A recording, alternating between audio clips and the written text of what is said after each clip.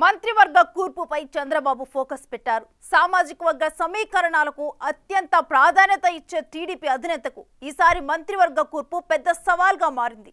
మిత్రపక్షాలకు న్యాయం చేయాలి, సొంత పార్టీలో సీనియర్లకు సముచిత స్థానం కల్పించాలి. ఈసారి కూటమితో కలిపి భారీగా ఎమ్మెల్యేలు గెలవడంతో కేబినెట్ ఎంపిక కత్తి మీద సాములా మారింది. ఆ క్రమంలో ఆ అపర చాణుక్యుడు తన విజన్ ఆఫ్ యాక్షన్ తో ముందుకెళ్తున్నారు. ఢిల్లీ నుంచి రిటర్న్ అవ్వగానే అదే పనిపై కూర్చోనున్నారు.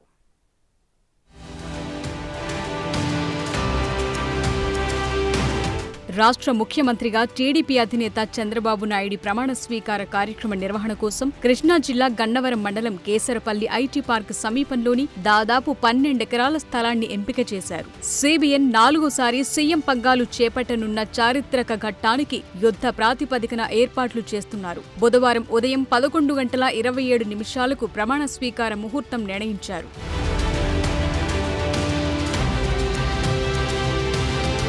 ప్రధాని మోదీతో పాటు పలు రాష్ట్రాల ముఖ్యమంత్రులు, కేంద్ర మంత్రులు హాజరు కానుండడంతో ఏర్పాట్లను భారీగా చేస్తున్నారు. ఈ వేడుకకు వైసీపీ ప్రభుత్వ బాధితులకు కూడా ఆహ్వానాలు వెళ్లటం విశేషం. రాష్ట్ర వ్యాప్తంగా 104 బాధిత కుటుంబాలను ఆహ్వానించింది. వారి కోసం ప్రత్యేక గ్యాలరీ కూడా ఏర్పాటు చేస్తున్నారు. చంద్రబాబుతో పాటు కొందరు ముఖ్య నేతలు మంత్రులుగా ప్రమాణ స్వీకారం చేయనున్నారు. మోదీ ప్రమాణ స్వీకారం తరువాత ఢిల్లీ నుంచి వచ్చిన చంద్రబాబు కేబినెట్ కూర్పుపై సమీక్షిస్తున్నారు.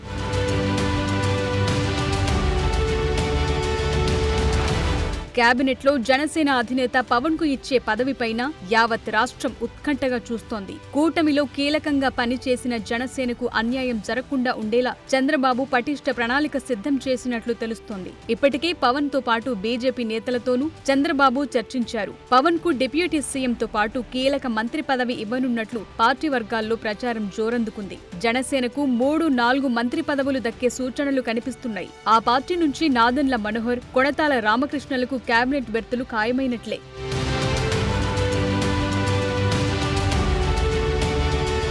8 మంది ఎమ్మెల్యేలు గెలిచిన బీజేపీ నుంచి 2కి కేబినెట్లో చోటు దక్కనుంది. బీజేపీ కోటాలో ఒక ఓసీ, ఒక బీసీకి కేబినెట్లో చోటు కల్పించే అవకాశం కనిపిస్తోంది. కమ్మ సామాజిక వర్గం నుంచి రేస్లో సుజనా చౌదరి, కామినేని శ్రీనివాస్ ఉన్నారు. రెడ్డి సామాజిక వర్గం నుంచి జమ్మలమడుగు ఎమ్మెల్యే ఆది నారాయణ రెడ్డి, అనపర్తి ఎమ్మెల్యే నల్లమిల్లి రామకృష్ణారెడ్డి పేర్లు వినిపిస్తున్నాయి. బీసీ సామాజిక వర్గం నుంచి ఎచ్చెర్ల ఎమ్మెల్యే ఈశ్వర్రావు, ధర్మవరం ఎమ్మెల్యే సత్యకుమార్ యాదవ్ రేస్లో కనిపిస్తున్నారు. అయితే సుజనా చౌదరి, సత్యకుమార్, ఆది నారాయణ రెడ్డిల పేర్లు ప్రముఖంగా వినిపిస్తున్నాయి.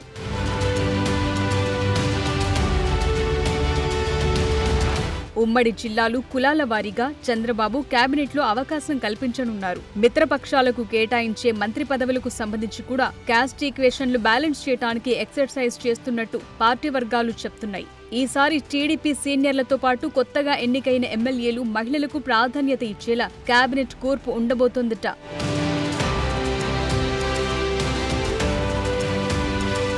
అదలా ఉంటే పవన్ కళ్యాణ్ కి డిప్యూటీ సీఎం పదవిపై జోరుగా ప్రచారం జరుగుతోంది. అయితే జనసేనాని కమిట్ అయిన సినిమాలు పూర్తి చేయాల్సింది. భారీ చిత్రాలు ఓజీ, హరిహర వీరమల్లు, ఉస్తాద్ భగత్ సింగ్లు ఏడాదిలోగా పూర్తి చేసే ఆలోచనలో ఉన్నారట పవర్ స్టార్. వాటి తర్వాత పాలిటిక్స్ కి ఫుల్ టైం కేటాయించగలనని, అప్పటి వరకు కేబినెట్ కు దూరంగా ఉండటమే బెటర్ అన్న ఆలోచనలో ఉన్నట్లు జనసేన వర్గాలు చెప్తున్నాయి. మరది ఎంతవరకు నిజమో కానీ ఉప ముఖ్యమంత్రిగా ఆయన ప్రమాణ స్వీకారం కోసం జన సైనికులు ఆతృతగా ఎదురు చూస్తున్నారు.